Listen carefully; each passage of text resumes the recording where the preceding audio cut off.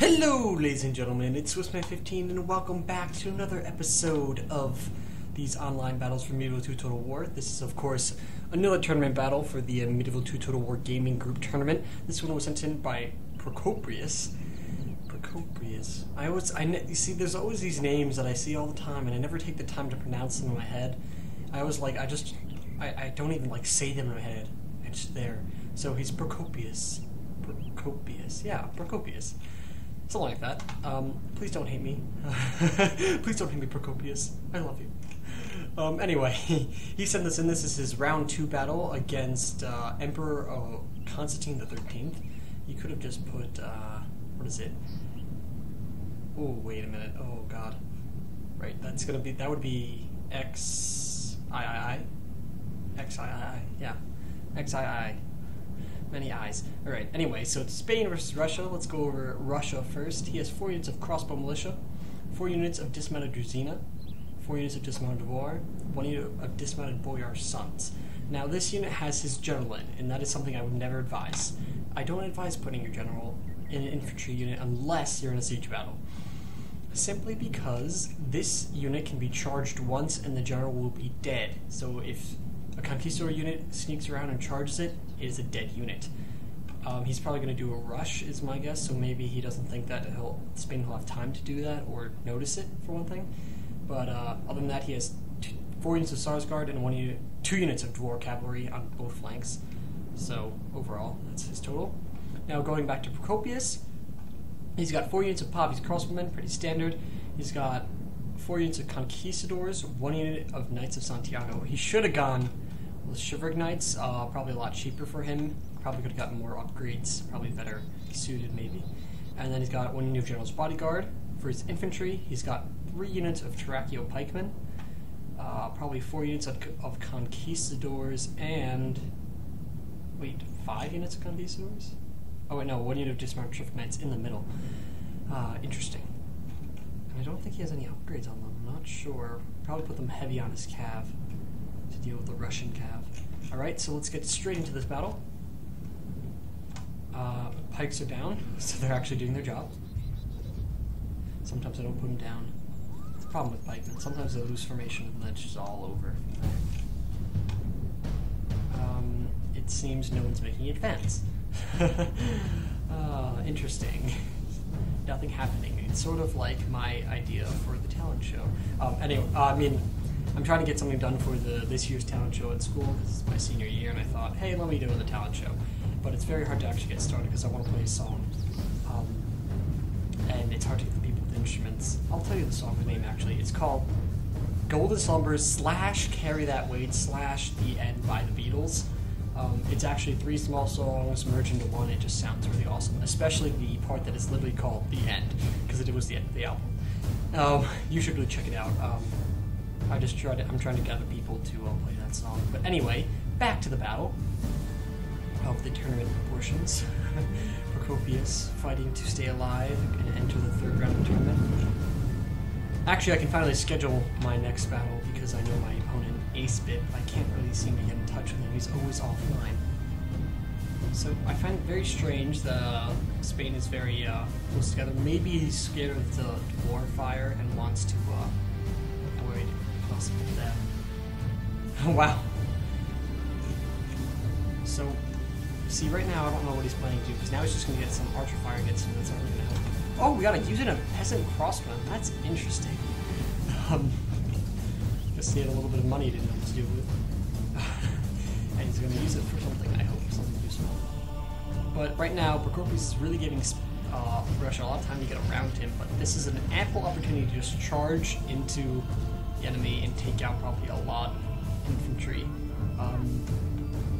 Maybe perhaps the crossbow militia would block enough, but we don't know that. But right now he can just fire with his crossbow. It's definitely reaching all the way to the board. We're going to probably hit the infantry apart. And that's, yeah, you can already see a few dying here and there. That's not an engagement that Russia wants to be in. I'm trying to enunciate my words better. I always slur them. That's how I do. That's how I do. Very interesting fight going on here. We got pikemen dying.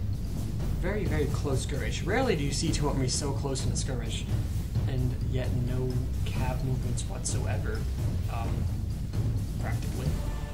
It's just shooting back and forth right now. Definitely this favors Spain because he has the crossbow advantage, which will always win firefight in open ground.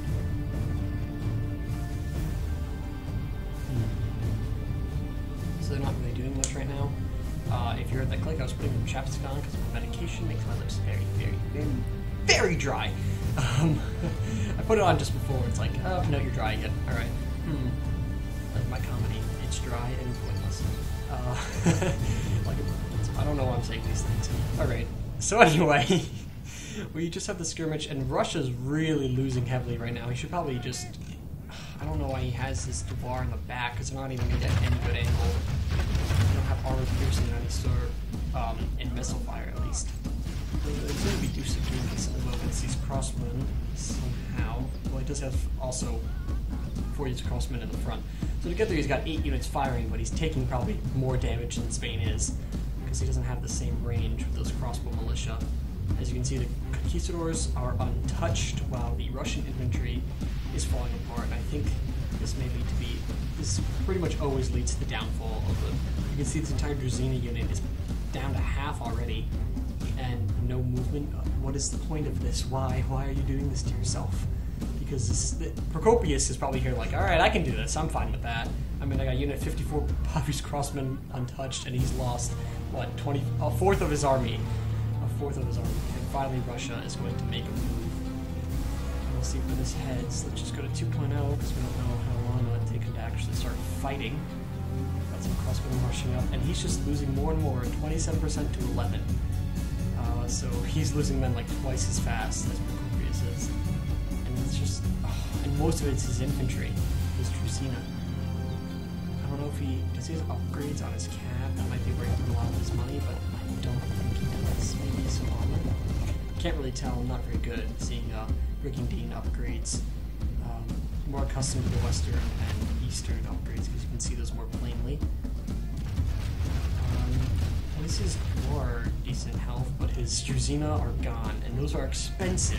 For subpar quality units, they're very expensive, and he's already lost half of each of his units. And here we go, it seems that we do have a move going on by Russia, going around for the flank, around the pikemen, moving some peasant crossmen alongside it.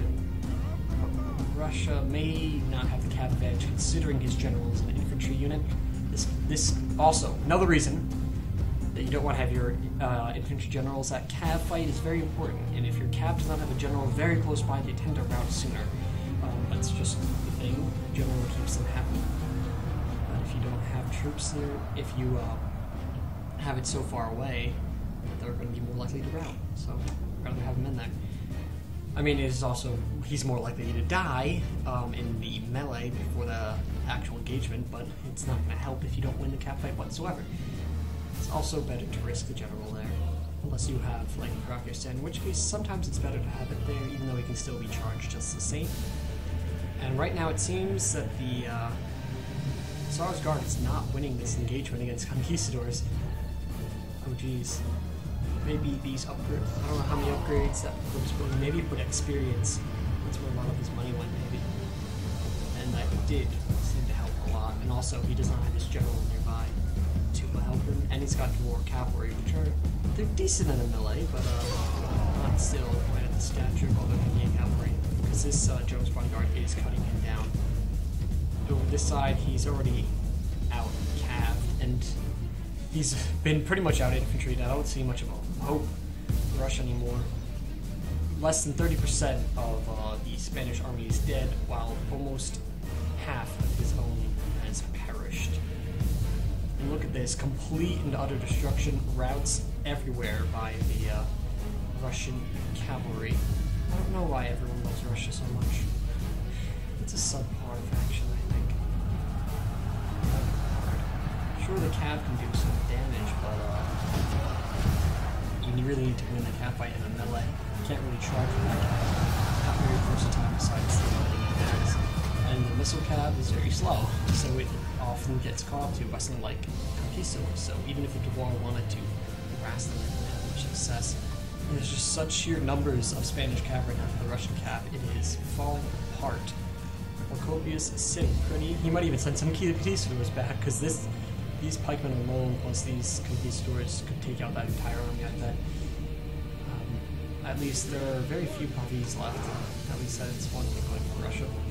But his cav is pretty much annihilated, defeated by the conquistadors, and Spain has such healthy numbers that he will be able to smash this army, even despite his lack of a need. So we'll see how that goes. Final charge, not very hopeful. Half his army is already gone, and only a third of the Spanish army has perished. And not a single infantry.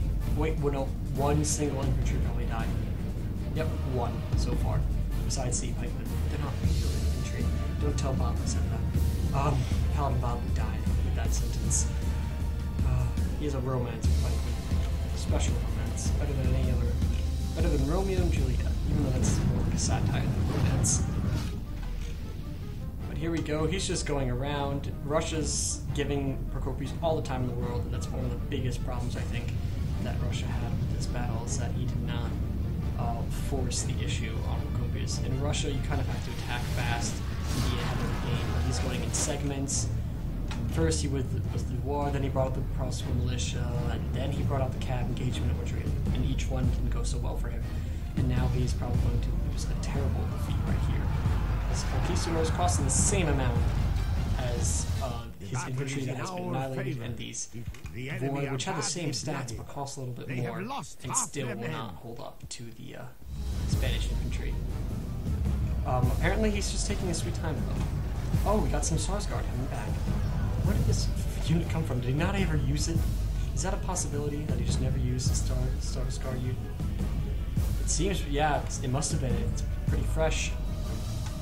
But it's too little too late, I think. Because we got these Sarsgaard not able to stop the conquistadors that are coming around, getting some charges. That was not a good one, per se, but I dare say a future one will be, and these conquistadors will continue to wreck. And here we go. This would actually be a charge. There we go. There goes the entire unit of the wall. 770 down the drain. 774 seconds. And you can just see they're all going down. And the infantry will not last. To praise the day before sunset. Will not last against conquistadors and pikemen. At least his pikemen are holding formation, keeping the pikes out and really get the jabs off. And these Sarsgaard can't really hammer and anvil well, which is unfortunate for them. It's just that you need to win the cav fight really strongly with Russia, which is the only thing they can do. And sometimes they can't even do that right. So, clearly, maybe Russia is not a good choice, but it's an interesting choice. I mean, I have a decent Russian army prepared if I should ever use it. We have lost half if I feel confident in the second battle, from the other two battles, since that does happen eventually, not in the single times. I think next battle I will be using the best army I've conceived in turn. Better than Hungary, the enemy probably, general has overall. no honor. The Lord above is kind. There goes the Russian general, slain, and Procopius will have the win with an admit defeat by Russia. He lost just over 50% of his army, closer to 60 actually, but the Russian army was annihilated. So, Procopius getting 847 kills and 66 captures, and the Russian player getting 611 kills. But apparently... that's interesting. Procopius only lost 521 men, but he got more kills than he lost. Maybe it counts friendly fire kills? Yes, it must, because... No, it wasn't. I don't know how that... Maybe they were healed? That's possible, right? It does tell you, like, casualties healed, right? It's probably going to add up to the difference. So, anyway...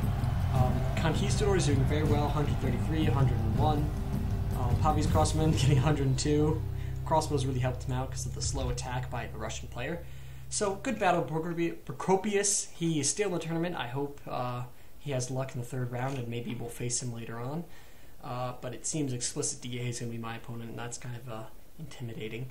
If I even get there, I have to beat a few players to get there, so that's going to be fun. So thank you all for watching. I hope you guys like, comment, subscribe, and I'll see you all in the next episode. Goodbye, my friends.